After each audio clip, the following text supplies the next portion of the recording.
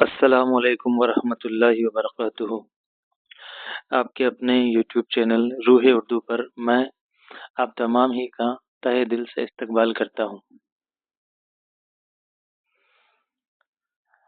آپ کا اپنا یوٹیوب چینل روح اردو حال کے وقت میں اکلوتا ایسا چینل ہے جو خالص RPSC اردو فرسٹ گریڈ کے لیے ڈیڈیکیٹڈ ہے، یعنی اس چینل پر صرف اور صرف اردو فرسٹ گریڈ سے متعلق مواد ہی فراہم کیا جا رہا ہے۔ دوستوں، اگر آپ لوگ یہاں تک پہنچے ہیں تو میری درخواست ہے کہ چینل کو سبسکرائب اور کلاس کو لائک ضرور کر کے جائیے گا اور کلاس کے آخر تک بنے رہیے تاکہ اس کلاس کے مواد اور کنٹینٹ سے آپ لوگ فائدہ اٹھا سکیں۔ فرسٹ گریڈ اردو کے نصاب میں شامل قصیدہ جو کہ گریجویشن لیول میں دیا گیا ہے، قصیدہ ہے قصیدہ در مدح مرزا ابو ظفر بہادر شاہ، اور یہ ذوق کی تخلیق ہے، یعنی ذوق کے ذریعے تحریر کیا گیا قصیدہ ہے جو کہ ہمارے نصاب میں شامل ہے۔ اس قصیدہ کو ہم لوگ 2 سے 3 پارٹ میں ڈیوائڈ کر کے پڑھنے والے ہیں۔ تو چلیے بنا کسی دیری کے اب ہم لوگ آج کی ہماری کلاس کا آغاز کرنے جا رہے ہیں۔ موضوع ہم نے جان لیا ہے کہ قصیدہ آج ہم لوگ پڑھنے والے ہیں جو کہ کن کی مدح میں ہے، تو مدح بہادر شاہ ظفر کی مدح میں یہ قصیدہ تحریر کیا گیا ہے، اور اس کے جو شاعر ہیں بخوبی ہم لوگ جانتے ہیں۔ ان کا پورا نام یا اصل نام یوں کہیں تو شیخ محمد ابراہیم ہے، اور انہوں نے شاعری میں جس تخلص کا استعمال کیا وہ ہے ذوق۔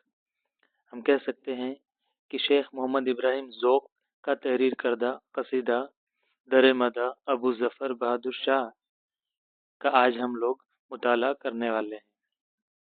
یہ قصیدہ جس موقع پر لکھا گیا وہ موقع تھا جشن غسل کا اعلان بادشاہ اکبر شاشانی کے ذریعے سے کیا گیا تھا۔ اوکے ناؤ، یہاں تک ہم لوگوں نے دیکھا کہ یہ قصیدہ کس موقع پر لکھا گیا، تحریر کیا گیا، تو وہ موقع تھا اکبر شاشانی نے بادشاہ اکبر شاشانی نے اپنے دربار میں جشن غسل کا اعلان کیا تھا۔ ہم جانتے ہیں کہ بڑے لوگ ہیں، سلطان ہیں، بادشاہ ہیں، تو ان کے درباروں میں طرح طرح کے جشن منعقد کیے جاتے رہے ہوں گے۔ ہر خوشی کے موقع پر کوئی جشن، جلسہ یا محفلیں ہوتی رہی تھی۔ یہ موقع تھا جشن غسل۔ وجہ کیا تھی؟ جشن غسل کی وجہ تھی کہ بہادر شاہ ظفر جو اس وقت ولی عہد تھے، یعنی کہ راجکمار تھے۔ یہ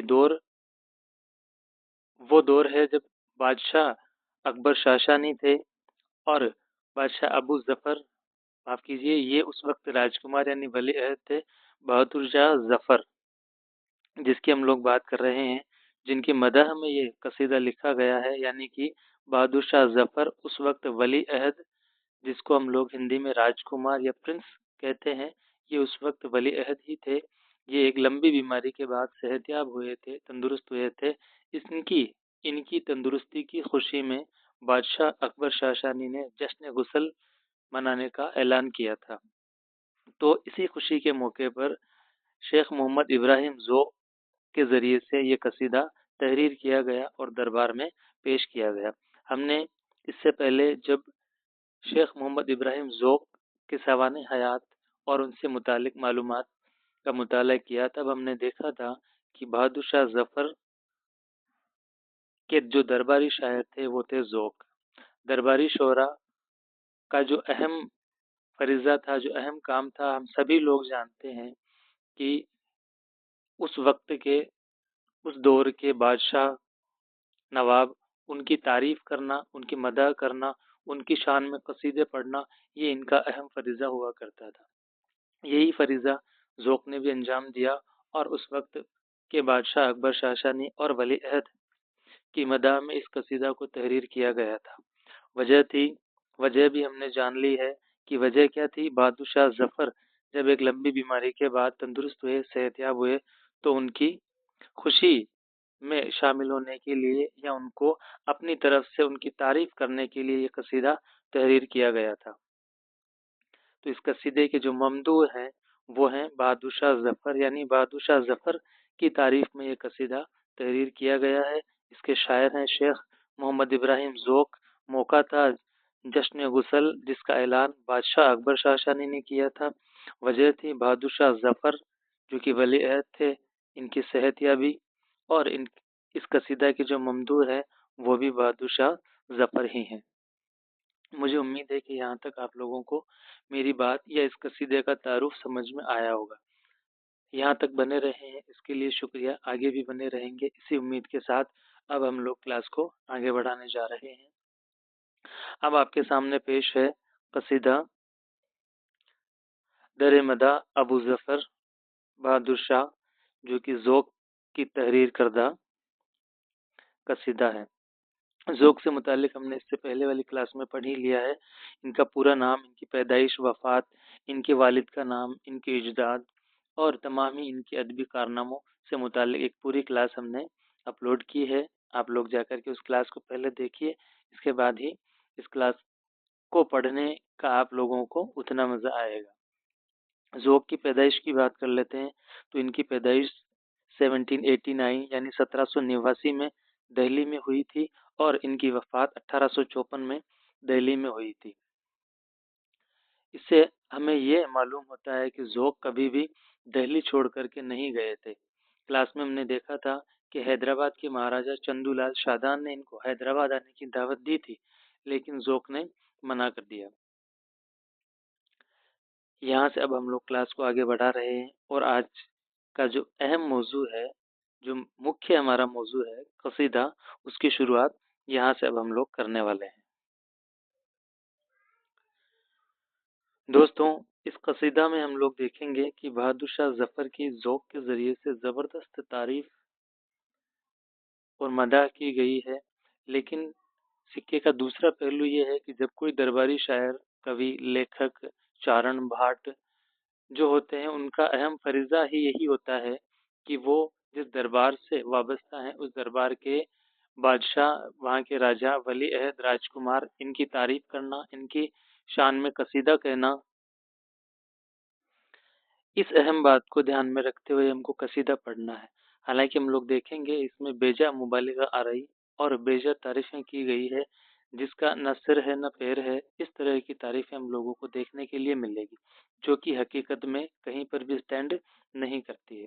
لیکن کیونکہ ہم لوگ ادب پڑھ رہے ہیں تو یہاں پر جو اگلا پہلو ہے وہ ہم لوگوں کو دیکھنے کے لیے ملے گا، اور ہم دیکھ کر جان کر کے دنگ رہ جائیں گے کہ ذوق اس طرح با کمال شعرا تھے، اس منزل پر انہوں نے قصیدہ کو پہنچا دیا ہے، یا یوں کہیں کہ بام عروج تک پہنچانے میں اپنا جو خدمت انجام دی ہے، اس کو دیکھ کر کے ہم لوگ حیرت انگیز ہونے والے ہیں۔ یوں ہی نہیں، ذوق کو 2 نمبر کا قصیدہ نگار کہا جاتا ہے۔ حالانکہ ذوق نے قصیدہ کے علاوہ غزل گوئی میں بھی اپنا ہاتھ آزمایا ہے، اور غالب کے ساتھ ان کی ادبی چشمک رہی ہے۔ جب تک ذوق زندہ تھے تب تک بہادر شاہ ظفر نے کبھی بھی غالب کو توجہ نہیں دی۔ حالانکہ بہادر شاہ ظفر جانتے تھے کہ غالب بھی اتنی ہی صلاحیت رکھتے ہیں جتنی کہ ذوق رکھتے ہیں، لیکن ذوق کا مرتبہ، ذوق کا رتبہ اتنا تھا دربار میں کہ ذوق کے اوپر جا کر کے ذوق سے علیحدہ غالب کو توجہ دینا بہادر شاہ ظفر نے بھی مناسب نہیں سمجھا تھا۔ یہاں پر ہم ذوق کی ادب کی صلاحیت، ان کی غزل، ان کی قلمکاری کی صلاحیت کو دیکھنے والے ہیں۔ تو چلیے اب ہم لوگ اس قصیدہ کی شروعات کرنے جا رہے ہیں۔ اس قصیدہ میں جو مشکل الفاظ آنے والے ہیں ان کو میں نے سائیڈ میں آپ لوگوں کے لیے مشکل الفاظ اور معنی کی الگ سے ٹیبل بنا کر کے دی ہے۔ جب آپ لوگوں کو میں PDF اویلیبل کرواؤں گا تب آپ لوگ اس کے ساتھ ہی الفاظ اور میننگ کو یاد کر لیجیے۔ فی الحال میں تشریح کے ساتھ ہی آپ لوگوں کو میننگ، مشکل الفاظ بتانے والا ہوں۔ قصیدے کا پہلا شعر اس طرح سے ہے: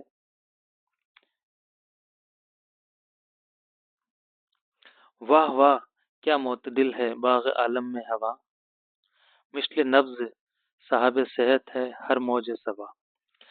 یہاں پر معتدل کے معنی ہیں خوشگوار ہوا، من موافق چلنے والی ہوا یا دل کو لبھانے والی ہوا۔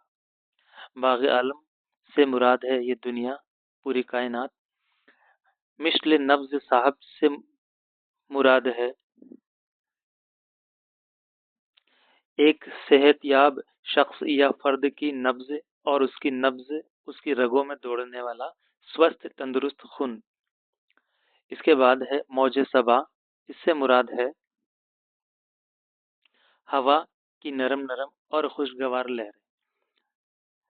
یہاں پر شاعر کی مراد ہے اس شعر میں ذوق بہادر شاہ ظفر کے صحت یاب ہونے کی خوشی میں کہہ رہے ہیں کہ واہ واہ، آج کا جو وقت ہے اس وقت میں دنیا کی ہوا کتنی موافق اور کتنی خوشگوار لگ رہی ہے کہ ہوا کا ہر ہر جھونکا ایک صحت مند نبض کی مانند چل رہا ہے۔ دوستوں، حال ہی کے اس قول کو یاد کیجئے جس کو ہم نے ذوق کی سوانح حیات میں پڑھا تھا۔ حال ہی نے یہ کہا تھا،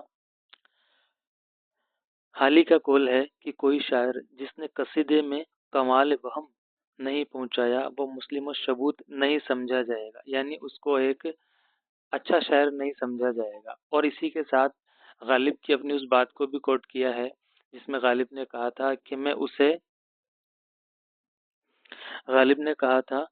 اسے اچھا شاعر نہیں مان سکتا جو قصیدہ نہیں لکھ سکتا۔ اور غالب نے کہا کہ میری نظر میں شیخ محمد ابراہیم ذوق پورے شاعر ہیں، ان کے استاد شاہ نصیر ادھورے شاعر ہیں، اور غالب خود کو بھی پورا شاعر جانتے تھے، یعنی انہوں نے دہلی میں 2.5 شعرا ہونے کی بات کو قبول کیا ہے، کی بات کو اپنی جانب سے کہا ہے۔ تو ہم سمجھ سکتے ہیں کہ ذوق کو پورا شاعر غالب نے مانا ہے، اس کا مطلب غالب کی صلاحیتوں کا ہم لوگ اندازہ یہاں پر لگا سکتے ہیں۔ اگلے شعر کی طرف چلتے ہیں۔ بھرتی ہے کیا کیا مسیحائی کا دم باد بہار، بن گیا گلزار عالم رشک کے صد دارالشفا۔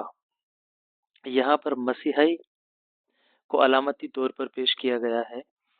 اس کے میننگ ہے، اس کے معنی یہ ہے مسیحائی یعنی جس میں شفا دینے کی قوت اور صلاحیت ہو۔ آگے ہے باد بہار۔ باد بہار سے مراد ہے یہاں پر بہار کی خوشبودار ہوا یا جھونکا۔ گلزار عالم سے مراد ہے یہاں پر دنیا، کائنات۔ رشک سے مراد ہے عرشا یا جلن کے جذبات، بھاونا۔ صد دارالشفا سے مراد ہے 100 شفا خانے۔ دارالشفا سے مراد ہے شفا خانے، یعنی 100 شفا خانے، 100 اسپتال مل کر کے۔ یہاں پر شاعر کی مراد ہے چونکہ آج ہمارے شہزادے یعنی کہ بہادر شاہ ظفر کو صحت ملی ہے، اس وجہ سے باد بہار بھی اپنی مسیحائی کا دم بھرتی پھر رہی ہے، جس کی وجہ سے ساری دنیا دارالشفا بن گئی، یعنی پوری دنیا کیا بن گئی ہے؟ دارالشفا۔ ہر ایک فرد کو اپنے مرض سے چھٹکارا مل رہا ہے، اپنے مرض سے شفا مل رہی ہے۔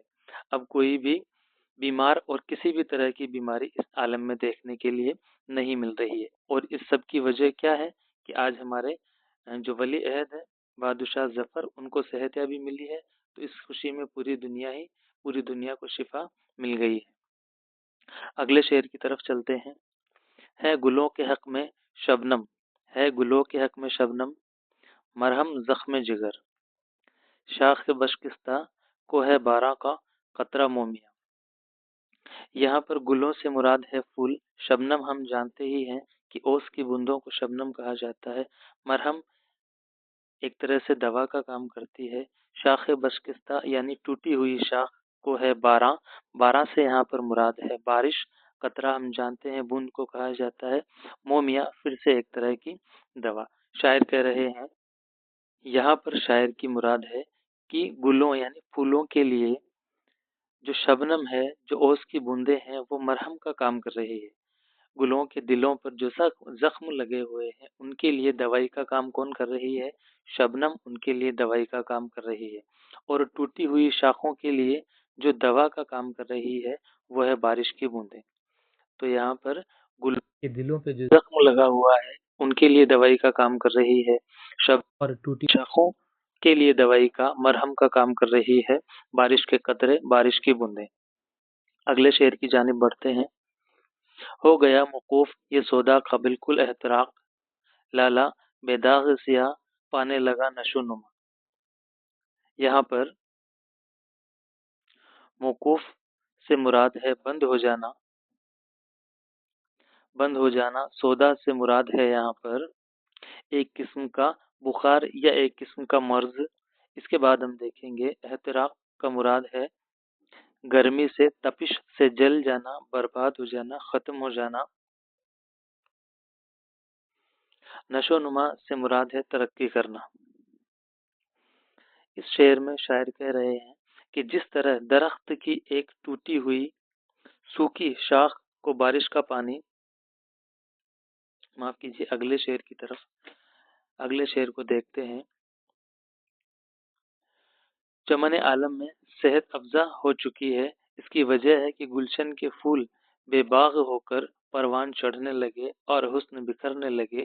یعنی ان کی کمیاں اور خامیاں بالکل ختم ہو گئی ہے. ان کی خامیاں ختم ہو گئی ہے، برباد ہو گئی ہے اور حسن دوبالا چاروں طرف خوشحالی پھیل گئی ہے. اگلے شعر کی طرف چلتے ہیں. ہو گیا زائل مزاج دہر سے یہاں تک جنوں، بید مجنوں کا بھی سہرا میں نہیں باقی پتا. مشکل الفاظ دیکھ لیتے ہیں. زائل سے مراد ہے ختم ہو جانا. زائل سے مراد ہے ختم ہو جانا، برباد ہو جانا، مٹ جانا. مزاج دہر سے ہے دنیا کا مزاج یا اس زمانے کا مزاج. بید مجنو سے یہاں پر مراد ہے ایک درخت، ایک قسم کا درخت. شاعر یہاں پر کہہ رہے ہیں کہ جیسے ہی شہزادے کو صحت یابی ملی ہے تو اس خوشی کے موقع پر یہ عالم ہے کہ سارے زمانے کا جنون یا دیوانگی ختم ہو گیا ہے. سارے زمانے کی دیوانگی، جنون ختم ہو گیا ہے. یہاں تک کہ بید مجنو یعنی ایک درخت کا بھی اتا پتا نہیں ہے. اس درخت کا بھی اتا پتا نہیں ہے کیونکہ سب جنوں ہی ختم ہو گیا ہے. تو پھر مجنو بننے سے کیا حاصل ہونے والا ہے؟ کیونکہ اب مجنو کو جو چاہیے تھا وہ اس کو حاصل ہو چکا ہے. مجنو سے یہاں پر مراد ہے کہ عام جنتا، عوام اس وقت ولی عہد کی صحت یابی کی جو دعائیں کر رہی تھی، ان کی صحت یابی کی دعاؤں میں جس جنون میں مبتلا تھی وہ سارا ہی جنون اب کیا ہو گیا ہے؟ ختم ہو گیا ہے. اور وجہ کیا ہے؟ بادشاہ معاف کیجیے ولی عہد بہادر شاہ ظفر کی صحت یابی. اگلے شعر کی طرف چلتے ہیں. ہوتا ہے لطف ہوا سے اس قدر پیدا لہو، برگ میں ہر نخل کے سرخی ہے جو برگ ہنا. برگ سے مراد ہے پتا اور برگ ہنا سے مراد ہے مہندی کی پتیاں. اور الفاظ دیکھ لیتے ہیں. لطف ہوا سے مراد ہے یہاں پر وہ ہوا جو ہمیں خوشگوار لگتی ہے. لہو ہم جانتے ہیں، لہو خون کو کہا جاتا ہے. برگ ابھی میں نے بتایا کہ پتا ہوتا ہے. نخل سے مراد بھی یہاں پر ایک درخت ہی ہے. تشریح کر لیتے ہیں.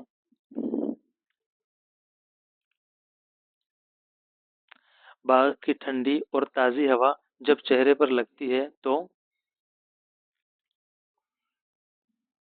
سرخی آ جاتی ہے اور وہ اتنی واضح ہوتی ہے کہ جیسے ہر پتی میں ہنا یعنی ہر پتے میں ہنا یعنی مہندی کی پتی کی سرخی ہو جو اپنا رنگ واضح طور پر ظاہر کر رہی ہے. اگلا شعر. پائی یہ اصلاح سفرانے کی دنیا میں کہیں، زرد چشم اب دیکھنے کو بھی نہیں ہے کہروا. مشکل الفاظ دیکھ لیتے ہیں. اصلاح یعنی سدھار، علاج، تندرستی. سفرا جسم کی گرمی. اس کے بعد میں ہے زرد چشم یعنی زرد آنکھوں والا یا جس کی آنکھوں میں زردی یا بیماری نظر آ رہی ہو وہ. کہربا سے یہاں پر مراد ہے پیلے رنگ کا سخت چیز یا پیلا پیلا پتھر. اس کی تشریح دیکھ لیتے ہیں.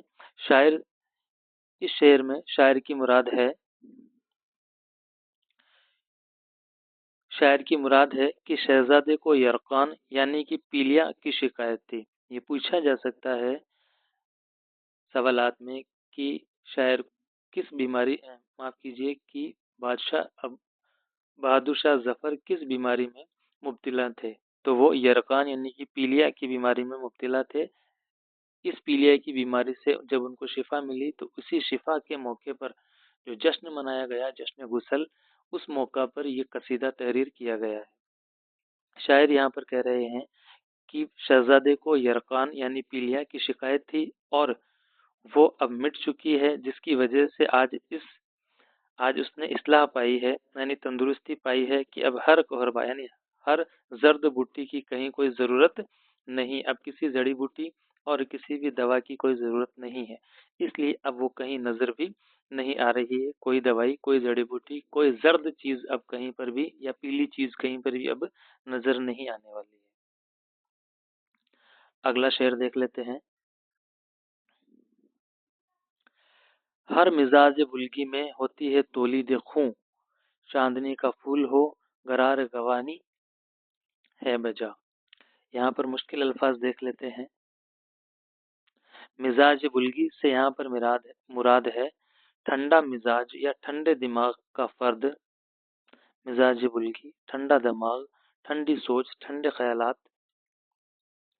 تولید خون سے یہاں پر مراد ہے خون کی پیدائش. چاندنی کا پھول سے یہاں پر مراد ہے چاندنی، جس کو ہم سفید کی علامت سمجھتے ہیں. تو سفید پھول، چاندنی کا پھول، رات کا پھول، سفید پھول. اور غوانی سے مراد ہے لال پن، لالیما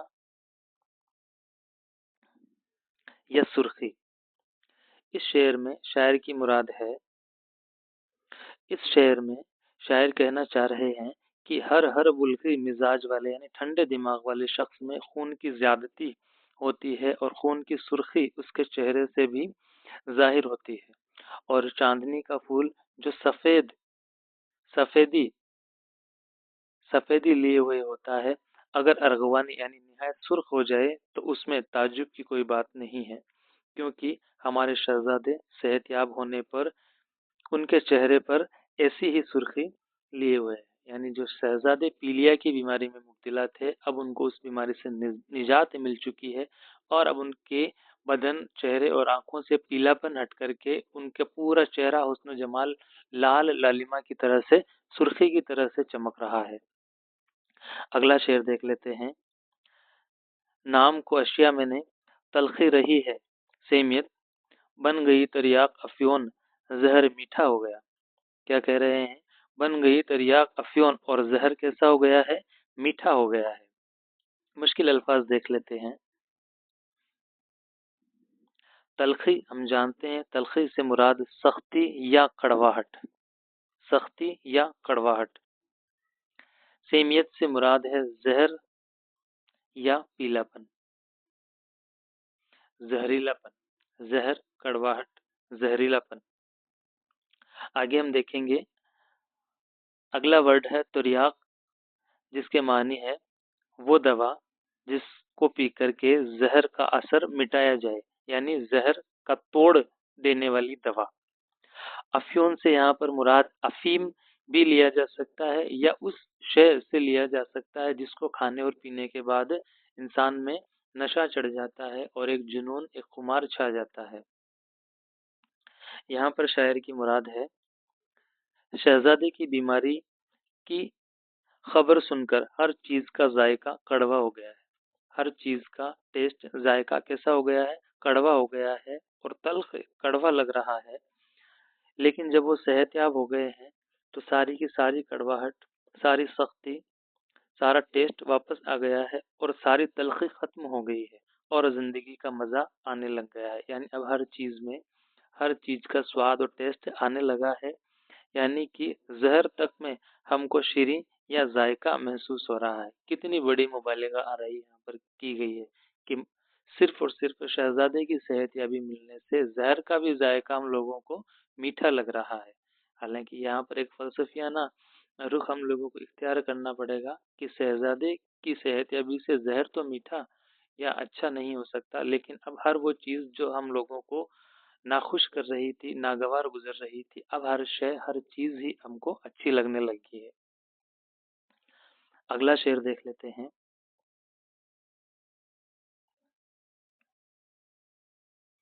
क्या अजीब जद्वार की ताशीर गर रखे ज़क़ूम, क्या अजब गर अब खज़्ल देवे शरबत का मज़ा। देखिए, कसीदा मुश्किल है, बेहद मुश्किल अल्फाजों के साथ इसकी तहरीर की गई है। कुछ फारसी के अल्फाज भी इस्तेमाल किए गए हैं।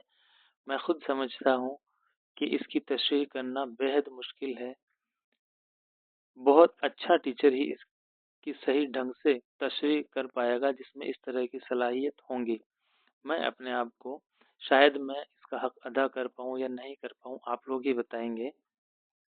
जो भी है, फिलहाल जो मेरी कुव्वत और सलाहियत है उस हिसाब से मैं इसकी तशरीह आप लोगों के सामने पेश करने की कोशिश कर रहा हूँ, और मुझे उम्मीद है कि इससे हमारा काम चल जाएगा और आप लोगों को ये तशरीह पसंद आएगी। मुश्किल अल्फाज देख लेते हैं। जद्वार से मुराद है यहाँ पर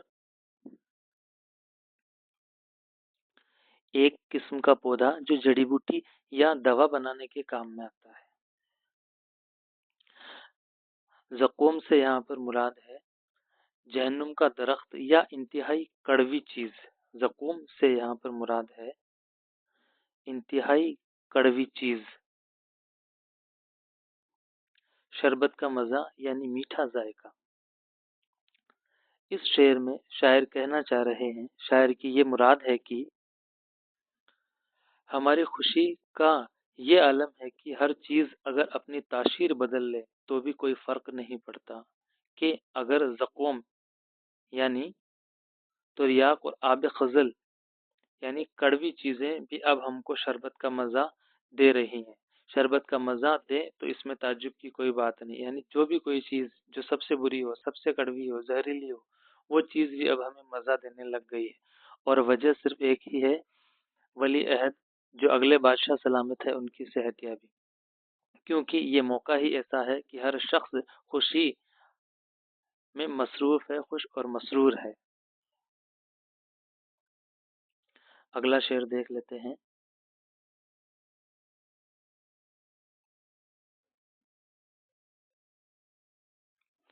नेश की जानविश हो दम्बालाए ज़बूर में, नेश की जानविश हो दम्बालाए ज़बूर में, काम में अफ़ी के हो महरा बजाय आंवला। मुश्किल अल्फाज देख लेते हैं एक बार। नेश से यहाँ पर मुराद है डंक, किसी शय का डंक या उसका जहर। दम्बाला से यहाँ पर मुराद है दुम या पूंछ। दम्बाला से यहाँ पर मुराद है दुम या उसकी पूंछ। अफ़ी से यहाँ पर मुराद है सांप। अफ़ी के मानी क्या होते हैं? सांप। अफ़ी के मानी है सांप। मेहरा के मानी है सांप की पुश्त की हड्डी, सांप की पुश्त की हड्डी। जबूर से यहाँ पर मुराद है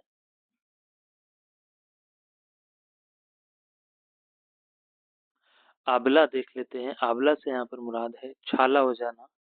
आबला से यहाँ पर मुराद है छाला हो जाना। चलिए इसकी तशरीह देख लेते हैं। इस क्लास के बाद में भी अगर आपको कुछ मुश्किल अल्फाज लगते हैं तो आप हमारे टेलीग्राम चैनल से जुड़ सकते हैं। वहाँ पर आप अपने सवालात को बेझिझक पूछ सकते हैं। तमाम ही सवालात के जवाब देने की इंशाअल्लाह कोशिश करूँगा। यहाँ पर शायर की मुराद है कि और बढ़ या ततैया की दुम में डंक के बजाय आब हयात की ताशीर हो, और सांप के मुंह में जहर की थैली के बजाय सिर्फ आबला हो, यानी वो नुकसान पहुंचाने वाला न रह जाए। और ये सारी ही ताशीर क्यों बदल गई है? क्योंकि शहजादे को सेहतयाबी मिली है, इस वजह से तमाम ही शय और जितने भी फर्द हैं तमाम ही की कड़वाहट मीठी हो गई है। सांप का डंक में भी अब जहर नहीं रहा है। अगला शेर देख लेते हैं। राहत और आराम का इस दौर में है दूर दूर, चाहिए वाकिफ न हो دوران سحر سے آسیہ۔ مشکل الفاظ دیکھ لیتے ہیں۔ راحت اور آرام ہم جانتے ہی ہیں، اس سے مراد سکون، چین اور آرام سے ہے۔ دوران سر سے مراد ہے چکر آ جانا یا سر کا گھومنا۔ دوران سر سے مراد ہے سر کو چکر آ جانا، سر گھوم جانا۔ اور آسیہ سے یہاں پر مراد ہے چکی۔ چکی کیا ہوتی ہے؟ آٹا پیسنے کی مشین۔ یہاں پر شاعر کہنا چاہ رہا ہے کہ خوشی کی وجہ سے یہاں ہر طرف راحت اور آرام اور امن و چین قائم ہو گئے ہیں۔ پھر ایسے ماحول میں چکی بھی اپنے پاٹوں کو گھمانے سے خود کو روک لے، کیونکہ چکر سے درد سر چکی شاعر کہہ رہے ہیں چکی کو بھی اپنے پاٹوں کو گھومنے اور گھمانے سے روک لینا چاہیے، کیونکہ اس گھماؤ سے اس کے سر میں کیا ہو سکتا ہے؟ درد ہو سکتا ہے، سر میں درد پیدا ہو سکتا ہے۔ اور سکون کا وقت ہے تو چکی کے پاٹ بھی بند رہنے چاہیے، کیونکہ ان کے پاٹوں کی جو کڑکڑاہٹ، جو آواز ہے، اس سے سر میں درد ہو سکتا ہے۔ تو یہ سر میں درد لے کر کے بیٹھنے کا موقع نہیں ہے، بجائے خوشی منانے، خوشحال ہو جانے کا موقع ہے۔ آگے دیکھتے ہیں۔ موتیا بند آنکھیں اپنے جور رکھتی ہیں صدف، اب رکھے ہے روشنی مثل دل اہل صفا۔ مشکل الفاظ دیکھ لیتے ہیں۔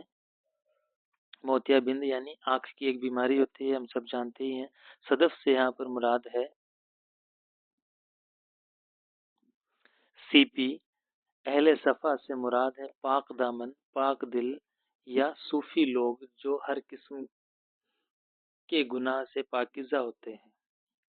شاعر کی یہاں پر مراد ہے، شاعر کہہ رہے ہیں کہ شاعر شہزادے کی موتیا بند کی طرف اشارہ کرتے ہوئے کہہ رہے ہیں کہ یہ بند ایک موتی کی مانند تھا جو کہ سیپی میں رکھا ہوا، اور اب جب یہ تکلیف ختم ہو گئی ہے تو پاک نور کی مانند وہ آنکھ روشنی رکھتی ہے۔ یعنی اب تمام ہی شہزادے کی پوری روح، ان کا پورا بدن ہی کیسا ہو گیا ہے؟ بیماری سے نجات ملنے کے بعد پاک دامن ہو گیا ہے، صاف ستھرا ہو گیا ہے۔ چلیے آج کی کلاس میں اتنا ہی۔ امید ہے کلاس آپ لوگوں کو سمجھ میں آئے گی۔